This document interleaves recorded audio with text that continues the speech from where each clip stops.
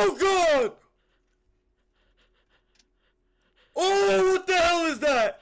Yo, what is up everybody? I'm back again with another video, and today we are going to be reacting to some analog horror. Now, we are going to be reacting to a video by the one, the only, Darian Quilloy. So, he's made this analog horror series called Vita, Carnis, and today we're going to be watching a big mashup of that analog horror. It's about half an hour, so we're gonna be watching the entire thing. So make sure to go subscribe to Darian Quilloy because he deserves it, and just why not, just go subscribe. And without further ado, make sure you got your blanket, your half gallon of milk. Yes, your half gallon of milk, because who doesn't have it while they're reacting, or watching a video? Everybody drinks it. Okay. So without further ado, let's get into the reaction. Alright, so here we are, Vita Carnis, the Living Meat Research Documentary, full footage.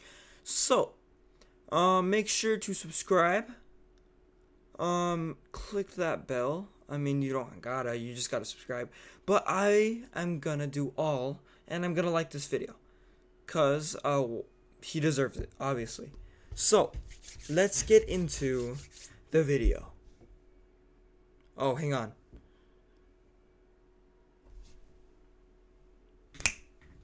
Oh, God. It's dark. Oh, jeez. Okay, I don't like this. Hang on. Okay. That's much better. Okay, perfect. Now, let's get into this video. By the way, that was, I was practicing some transitions, and that probably looked terrible. Anyways, let's get into the video.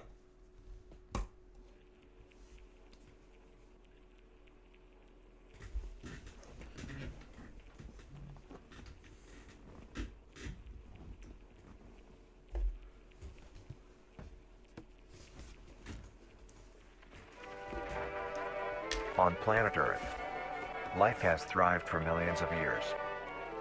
Creatures big and small have found ways to adapt and evolve to flourish in all types of environments.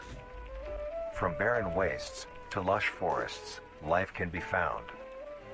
Earth has homed these creatures since the dawn of life itself. Only until very recently, things have changed. New life forms have appeared all around the globe and completely changing the balance of nature and what we know about evolution itself. That is why we, at National Living Meat Research, have been studying these new species, trying to help educate everyone about these creatures and their wondrous ways of life. First, what are these new life forms? Since their explosive arrival across the globe in 1931, there has been much debate on what these newcomers are, and where they came from. Are they extraterrestrials coming to invade Earth? Or are they demons who come from hell to purge humanity? From what our scientists have discovered, no. The origins of these creatures are solely to Earth, miraculously out of nowhere. We don't know why or how, but one thing is for certain, Earth is now their home. What these creatures are is mysterious and still not well known today. But here is what we do know. These creatures are comprised mainly of muscle tissue, organs, and bones.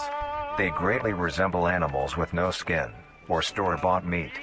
Because of these characteristics, they have been named accordingly as Vita Carnis. Okay. The Carnis species consume decaying, organic matter, but their main diet is composed of raw meat, not including their Carnis relatives. The Carnis only appear in places where there is an abundance of crawl, which leads to the first creature of the Carnis species, the crawl. The crawl is a growth of meaty tendrils that closely resemble the small intestine, the only difference being the dark red coloration. These tendrils grow in a similar pattern as vines, mold, or fungi. A primary stem structure is the host to divisions of other, smaller branches. In each tendril contains a variety of veins, arteries, and other similar organs used to transport nutrients absorbed from its surroundings. The ends of these tendrils are equipped with organelles used to absorb water and organic matter necessary for growth. The source of these organic materials is mainly found in dirt and soil on surrounding surfaces. Using its root-like tendrils, it absorbs the material and processes it into usable energy. Although, the crawl also obtains energy through another means. Using a sophisticated form of photosynthesis, the dark pigmentation of the smaller branches is ideal for absorbing sunlight, and therefore allowing solar energy to fuel the crawl's growth. Because of its efficiency, it thrives in almost all types of environments, easily allowing it to spread across the world, and can be found pretty much anywhere. Its recent inclusion in the ecosystem has caused many major changes in nature's balance. One may assume that the crawl's presence may outcompete any other competitors, but due to its unique life cycle, where old branches fall off and decay into nutrient-rich compost, all forms of life seemingly flourish instead. The crawl's Also, abundance grants plenty of nourishment to all animals, from plants feeding on the decayed crawl, herbivores thriving on increased plant population, and carnivores feeding on both the abundant prey, and are able to eat the crawl as well. The presence of all these animals leave behind waste, which will be broken down and consumed by the crawl, and the cycle begins again. Oh, okay. This form of symbiosis leads to an environment where all populations thrive. Humanity also uses the crawl to our advantage. Because of the supernatural rate of growth and its richness in nutrients, it has been sustainably cultivated into domestic growth. The crawl to our advantage. Because of the supernatural rate of growth and its richness in nutrients, it has been sustainably cultivated into domestic farms. I probably should turn on captions or subtitles. And its richness in nutrients, it has been sustainably cultivated into domestic farms. The crawl is harvested and processed into fertilizer, which greatly increases crop yield and quality. The crawl may also be used as a food source for humans, and reliably so. But due to its unkindly appearance and taste, it has yet to reach cuisine standards. The crawl also plays a very important role in the next creatures that we have been studying. Sometimes, in a crawl-populated environment, a node of meat may develop on one of the branches. This node will fall off and grow into a functioning organism, and go to live on as an independent animal. This leads us to the upcoming species that we will be discussing. The first of these creatures are the trimmings. The trimmings. Trimmings are small animals that resemble skin. They are commonly known to have a plump body, round head, small eyes, nose and ear holes, and an agape mouth. They are also equipped with a diversity of limbs. All individual trimmings are unique, each with a different body shape, number of limbs, and other characteristics. So they can be... One thing they all share in common is that they are made mostly of meat tissue, and are a maximum of 20 centimeters in length, no larger than a basketball.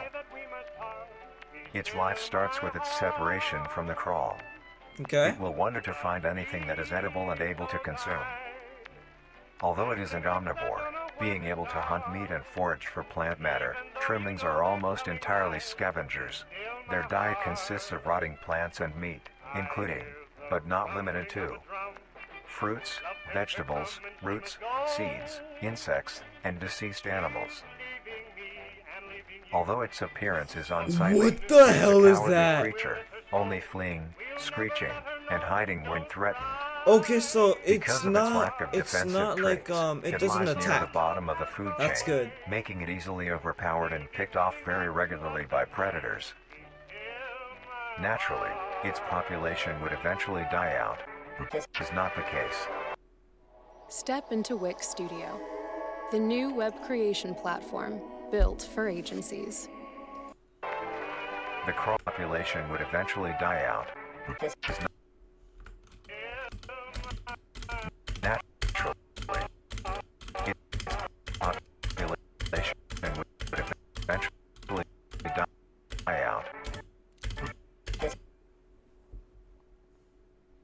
Mass trimming infestation. Not the case. The crawl constantly produces a large quantity of trimming nodes, keeping up their numbers. Naturally, trimmings can be found wherever there is So abundant crawl. it doesn't. They reproduce like they Trimmings produce them grow at like a decent constantly. pace, reaching maturity at around 7 months, having a maximum lifespan of 2 to 4 years. Although they are plentiful, humanity has no proper way to implement trimmings into society. Their overabundance has even considered them pests, due to them digging through trash bins and making excessive noise at night. That's not. Besides They're like all of this, raccoons. some people still keep trimmings as pets and relatively domesticate them. That's Nuisance or disgusting. not, What the trimmings are a hell? wondrous creature. From their plentiful numbers to their skittish nature, they are truly a thing to behold. The next species on our list is the meat snake. The meat snake. The meat snake. The meat snake is a worm-like creature made of a What is variety that of types of meat, ungodly coated in a creature? transparent, skin-like membrane. Its size varies during its lifespan, depending on how much it consumes. When it first separates from the crawl, it is only a few centimeters in length. Eventually, it will reach an average length of 5 meters. Although, under extreme conditions, like natural disasters, war, or plague, it can greatly surpass this length. We got The another meat thing. snake's Hang diet on. can greatly surpass like natural disasters, war, or plague. It can greatly surpass like natural disasters, war, or plague. It can I couldn't get it. I can't get it. greatly surpass this length. The meat snake's diet consists entirely of dead animals or parts. A meat snake is incapable of consuming a healthy, living organism. The So meat it's snake still allocates kind of its food harmless. by It using a can't tongue-like kill a organ living covered in thing. sensors to touch and feel its environment. The sensors catch particles of decaying meat, notifying the meat snake that there is food nearby. So it's blind? This process shares many similarities to regular snakes, hence the meat snake's name. Once it locates the corpse, the meat snake will open its jaw and swallow the entire body whole. Like a Once snake? the entire body is consumed, the meat snake's stomach will release a variety of chemicals. That's where it Some gets will his. break down Okay, I'm soft stupid. tissue like skin, and the connection points between muscles. Others chemicals will then stupid. ferment and preserve the tissue to keep it from breaking down for as long as possible. After that, the remaining flesh and bones will move along the meat snake's tract and slowly be implemented into its own structure, extending the meat snake. Oh, Unsatisfactory parts okay. like skulls, pelvises, hair, and fingernails will be excreted. Speaking of skulls, the meat snake will take the skull So from the it won't consumed digest organism and those. use It'll it as just its poop own. them out Each like meat corn. snake has its own skull, each corresponding to what that one has consumed. During its That's lifespan, scary. it will Imagine swap seeing or one with an replace these actual. skulls if needed. Imagine seeing one with like a dog skull, or like a cat, or like something scary, like a human skull in the middle of the night. That's wild. Oh my god. A meat snake's lifespan depends entirely on how much a meat snake consumes. The longest one has lived for was 28 years. The meat snake has no predators and is immune to disease due to its preserving chemicals. The only significant ways a meat snake can die is through starvation, burning, or complete destruction of the meat snake's membrane coating.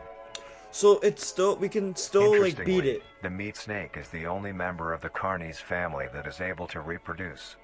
When a meat snake reaches an excessive size, and is in the conditions to do so, it will commence mitosis, splitting itself in two. Then the now two meat snakes will go on their separate ways and live on as two distinct organisms. Oh, I thought they did Meat snakes can only be found in moderate temperature pokey. climates, not too hot, not too cold. Their population depends entirely on the amount of corpses available. Where there is death, there are meat snakes. Humanity will use them to our advantage.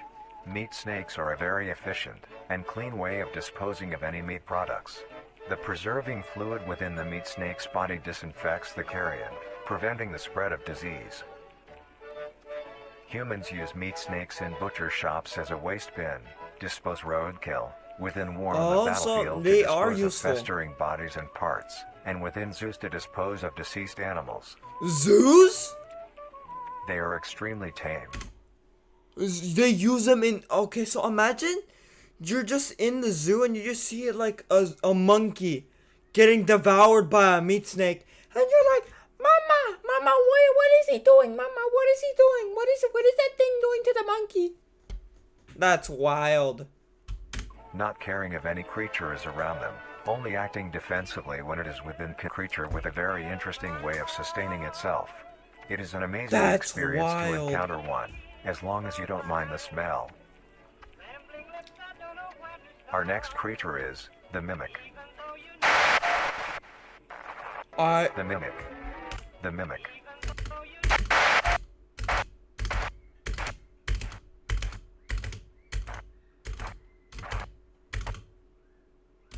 The mimic. I can't get it. The mimic is a bipedal creature with uncanny similarities to humanoid anatomy. They greatly resemble humans without skin, with added exaggerated features. These features include extended finger length, longer limbs, bulging, empty eyes, and their most prominent feature, a wide, teeth-filled smile. Although it resembles a happy face, this is due to coincidence, and is only how their facial structure is shaped. The maw of the mimic contains much more teeth than humans, and their teeth is comprised almost entirely of incisors, with some canine and premolars in the back. Oh, This tooth composition no. is ideal for biting down onto meat and swallowing chunks whole. A mature mimic's diet is comprised entirely of human flesh.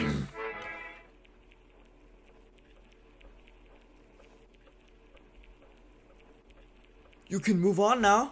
Because of this, they are found solely around human-populated areas. The mimic's life cycle is made of 3 stages. In the first stage, a young mimic separates from the crawl. They closely resemble their trimming relatives, but are thin, sleek, and only have 4 appendages. In this stage, the young mimic will hunt small animals, moving on to larger and larger as they grow. Once large enough, it will begin metamorphosis into the next stage of life. Once fully transformed, it will resemble the description mentioned in the beginning. Its hunting style changes. They and becomes evolve! much more complicated. It's evolving! Now stalks and It's feeds only on evolving! humans. It will locate human-populated air, stalks and feeds only on humans. It will locate human-populated area and begin its search for an easy target. To blend in, it may use objects to conceal itself. These include clothing, mannequins, and furniture. Once a target has been found, the mimic will observe its prey and learn its routine and when it is most vulnerable. This is typically when the human is asleep at night. Once the prey is within position, the mimic will advance silently until it is close enough. The mimic will then execute and immediately begin consumption. Once the mimic has had its fill. Oh, hell no. Hang on, let me give you a little example of what this would look like in real life. Okay. It will leave the scene, a fair distance away from the human population, and begin to digest its meal.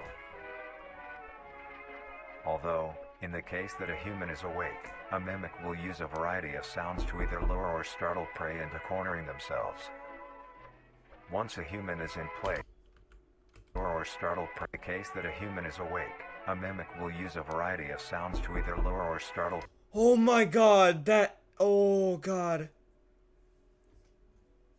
I thought that was my door, but that's in the video. Themselves. Once a human is in place, it will swiftly attack and kill the helpless target. Live action? Okay, we get live action? You got this, you got this, you got this. Please don't be stupid. Turn off the flashlight. Turn off the flashlight. Turn off the... He's not gonna listen to me. Turn off the flashlight. Turn off the flashlight, please. He's in. He's in. He's in.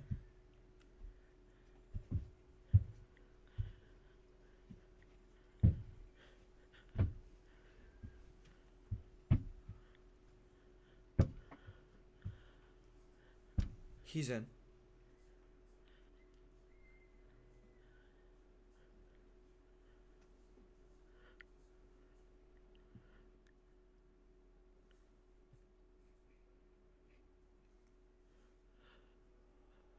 Oh god! Oh, what the hell is that? What? Oh, he just...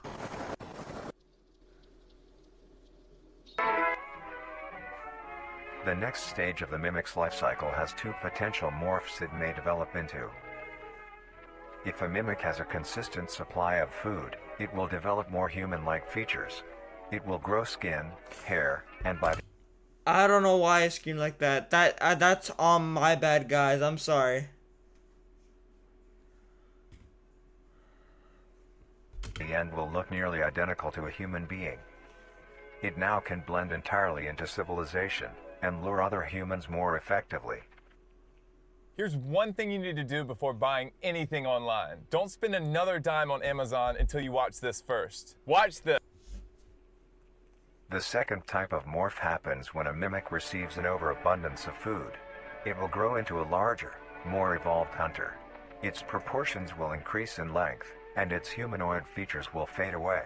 It grows a thick, dark coating of a flexible skin, which is highly durable, and increases in strength the more the elder mimic consumes. This excludes the face, which is now coated in a pale pink skin. The mimic's teeth have also moved deeper into the mimic's throat, leaving its mouth a toothless grin. It uses the dark hue of its skin to hide seamlessly within a dark environment. Its skills have also been heightened. This makes an elder mimic one of the most efficient predators on the planet. Because of the obvious threat this poses on humanity, nations around the world have released instructions on how to be able to fend for yourself in a mimic encounter. let's listen. Here are the instructions. 1. Avoid going out alone if your location is known to have mimics, or there have been mimic sightings. 2. If you encounter a stationary mimic, seemingly unfazed by your presence, quietly leave the location and alert your local authorities. 3. If pursued by a mimic, get yourself into a position where you are able to flee. Mimics will rarely attack if a person has a clear escape route. 4. In the event that you have been cornered by a mimic, roll into the fetal position, protecting your neck, face, and vital organs from attack. Make as much noise as you can to alert any other people. 5. If you have a weapon, do not use it. A mimic is fairly resilient, and any strikes or shots on a mimic is not effective enough to bring it down in time. Instead, use it as a barrier between you and the mimic to block any attacks. 6. In a situation where a mimic is hunting in the immediate area, and is not aware of your position, hide somewhere low, like under a bed or behind other furniture. So, there is no way. A mimic will not linger too long to search for prey, and will move on. Be safe, and avoid any encounters with a mimic There at all is no costs. way to actually survive it. It's just like, Next up, we hope. the harvester. Just The harvester. stop and pray. The harvester is a large, bulbous mass, with a large amount of tendrils spreading from the base. The bulb measures around 3 meters in height and 2 meters in diameter. Okay. The tendrils, on the other hand, can extend up to 150 meters in diameter horizontally. The harvester is a specialized form of crawl that grows in a unique and deadly way. A harvester an is egg? created when a node that will grow into a harvester, instead of separating, continues to grow. Eventually, it will grow tendrils of its own. It uses the energy provided by its mother branch and expands its reach further. Its tendrils, hidden just below the surface of the ground. The harvester is equipped with two types of specialized tendrils. The first type is bulky and flat. They lie the Oh closest to the god, surface. that does not look These good. branches are lined on each length of the tendril with spines, extending in the shape of a bear trap. On each side of the branch, those particular spines have a vein that feed into them, that pump two types of venom. On one side, the spines can inject a neurotoxin, which will attack the nervous system of whomever it is injected into, causing sudden paralysis. And then they die. The other side can inject an anticoagulant, which when injected, prevents blood cells from clotting. So you bleed out? Whenever a large animal moves across the area armed with these tendrils, the branches will clamp onto the animal and thrash violently.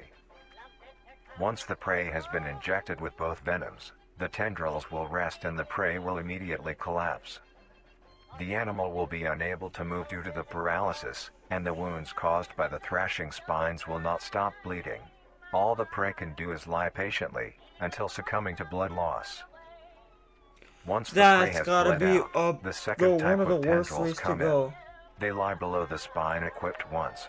These branches are thick, but very sturdy. They share similar anatomy to the small branches of the crawl, equipped with organelle that absorbs nutrients. These tendrils sense the blood, and move their way to the surface and begin to absorb the vital fluid. Once the blood has been consumed, the tendrils will wrap around the body and begin to shuffle downwards. This movement loosens the soil and slowly pull the body underground. Once secure, the tendrils will continue to feed until there is nothing but scraps. The nourishment absorbed by the tendrils will be sucked back into the main bulb of the harvester. Okay. This bulb houses all the vital organs and the venom glands that pump into the spines. The nutrients are then converted into usable energy. The remains underground decompose, providing a rich soil, causing very prominent plant growth, which then attracts more animals. A strange behavior the harvester displays is its choice of diet. The spines will only activate on larger animals, allowing smaller ones to pass by unaffected. The spines will also not activate on some species of bird. There are a couple theories as to why this happens. Okay. One, it could be that attacking smaller animals would cost too much energy for what they get in return, making it not worth the time. Another could be that smaller animals may attract larger animals or predators, allowing a safe place where prey may thrive, and lure more predators. It truly is astonishing. They're making Although this it thing is a look like it's spectacular good. creature, it is also very dangerous. The harvester is decently rare, only populating sparse areas in the northern hemisphere and woodland forests. If you are stung by a harvester, there will be no way of helping you, being that there is no cure, and fatality is 100% positive. The best thing you can do is 100% positive. Being that there is no cure, and fatality is 100% positive. Oh my god, I still can't get it. The best thing you can do is avoid encountering a harvester in the first place. If you are hiking, take note of any warnings or signs saying that there are harvesters around. If you also notice an abundance of lush, ground-dwelling plants in a forested area, and there are no signs of wildlife, this is suspicious and you should leave the area, staying close to the base of large trees or rocks. If you find yourself in the middle of a harvester ground, do not panic. Sudden movements may activate the tendrils and will inject you. Although a harvester is rather forgiving, do not risk any skittish movements. Remain calm. If you have any objects with considerable heft, like coats, backpacks, or full water bottles, gently take that object and lightly toss it towards the bulb, and away from your escape route. This will activate the spines on where the object lands, distracting the bulb for a moment. You will then slowly begin to do wide shuffles away from the bulb. If possible, throw another object when you are certain you are a fair enough distance away, just to be safe. Continue until you are completely sure you are out of harm's way. Okay. You may come out unscathed, but don't be too obnoxious, or you will be a harvester's next meal. Okay, so that's an actual way. Next up is the host. The The host host. of influence. The host of influence, more commonly referred to as the host, has its name derived from a host who invites guests to an event. Not to be confused with the host, a harborer of parasites or disease. The host is a semi-humanoid looking organism. It has the structure of a head, torso, and arms. Other than this, it shares no other characteristics. The lower half of the That's host is nightmare comprised of a fuel. mass of fibrous tissue and tendrils that burrow into the ground to hold the host in place. Instead of skin, the host is covered in muscular tissue fibers, tendons, and veins. Okay. In some parts of the body are covered in a meaty plate, used to cover any large exposed areas, but allowing movement. The host's head has a smooth surface where the face should be, attached to a crooked neck, which houses a slit in the front used for feeding. On the host's back is a mound of pores. Protruding from these pores are hollow, hair-like structures, extending outwards. These hairs are barrels that release spores produced within host's body, by being fired into the air. These spores are hazardous, so keep clear of them at all costs. It's like an airborne Luckily, disease. the Okay. host is rare, only found in North America. Obtaining info about the host is a very risky and daunting task. This is because of their rarity and of how dangerous it is to be up close to one. The spores released by a host is very dangerous when inhaled. A host will release a cloud of spores into the air, which will be picked up by wind and carried great distances. If an organism inhales the spores, the particles will find their way into the organism's brain and infect them. An infected organism will show no symptoms of infection right away, but a couple hours after infection the infected organism's behavior and thought process will change. The first symptoms that appear are restlessness, sluggish movement, numbness of joints, and lack of coordination. Then more serious symptoms appear over time. These include dizziness, migraines, impaired speech, and trembles. If you, or someone you know show these symptoms, contact poison control or emergency services. After a total of 6 to 7 hours after infection, the organism will cease all activities they were previously doing and begin to walk. The direction the infected will walk is towards the host whose spores have been inhaled by the infected individual.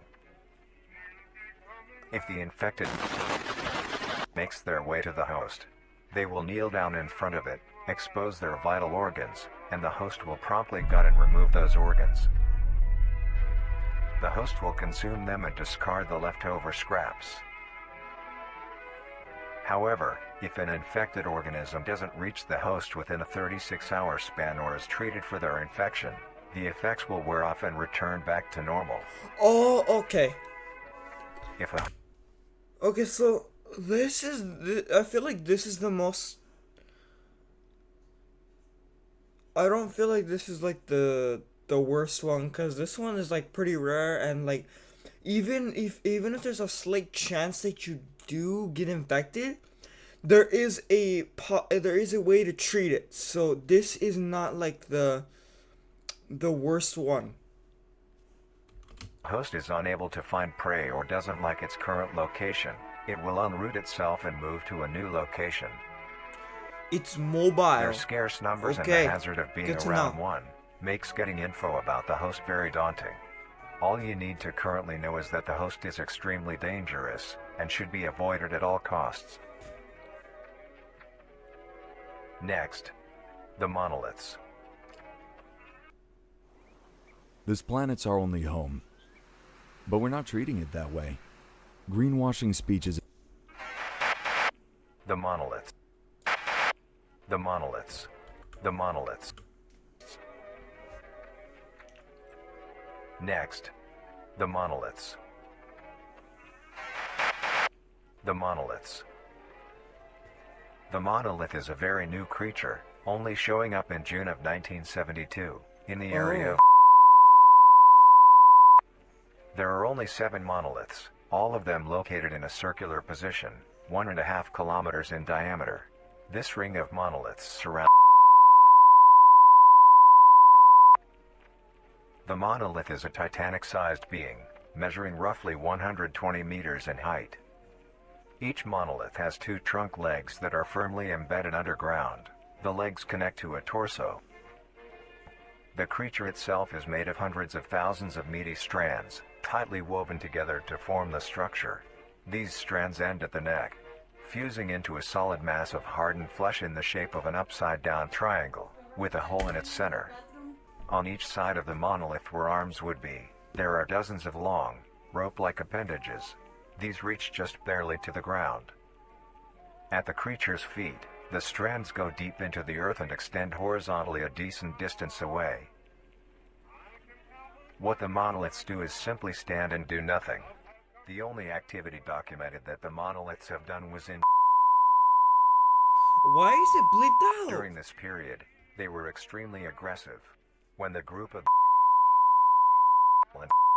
were making their way to the city, the monolith that they had passes roared a deep bellow and swung its appendages at the team, completely wiping them out.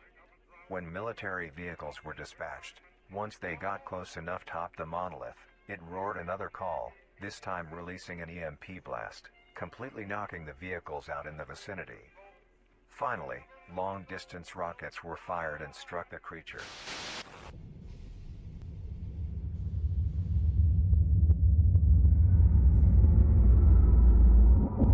What is this? Oh! That's sick!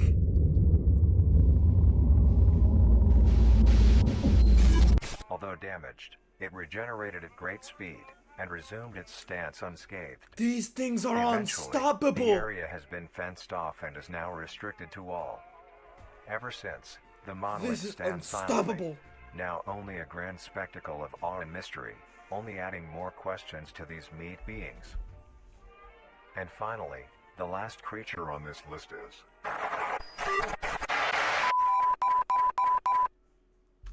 Oh, I can definitely get that.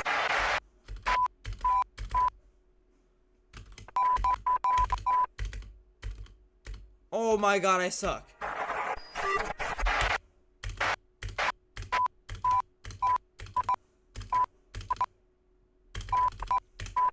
Ah, I can't get it. The singularity is an orb comprised of a dark-colored mineral with hints of luminous colors within its core. The singularity is estimated to be 1 meter in diameter. The orb has several unique qualities that are not well understood. The singularity typically can be found suspended in air by an unseen force. There are also a variety of reading that have been documented coming from the orb itself. Various things like magnetic fields, energy signatures, and other pattern-like signals released by the singularity. The population of these creatures is unknown. Almost all info about the singularity Is this? or confiscated Is it like a by black hole or officials. something? We were only able to receive one classified document about the singularity being held by...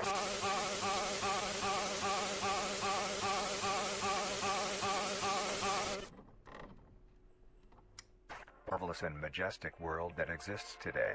It's as extraordinary to have such strange and mysterious beings appear all around us.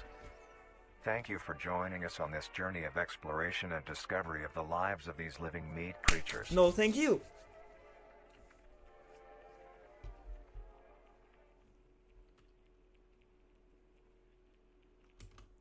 Alright, so this wasn't it didn't like jump scare, but it was unsettling at some points, and I love that it didn't rely on jump scares, which is not really what analog horror does. It's more like it's normal. It keeps a normal atmosphere, and then it breaks that atmosphere for like a couple seconds, and that's when it starts to become creepy.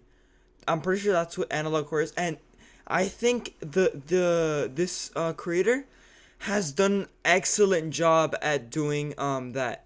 So if you guys enjoyed this video, make sure to go subscribe to the creator, because I already have, I will leave a link in the description to his channel because he deserves it. So, thank you so my god. Thank you so much for watching. If you enjoyed, make sure to watch some more of my videos because hopefully you guys enjoyed. And until I see you guys next time, I bid you goodbye.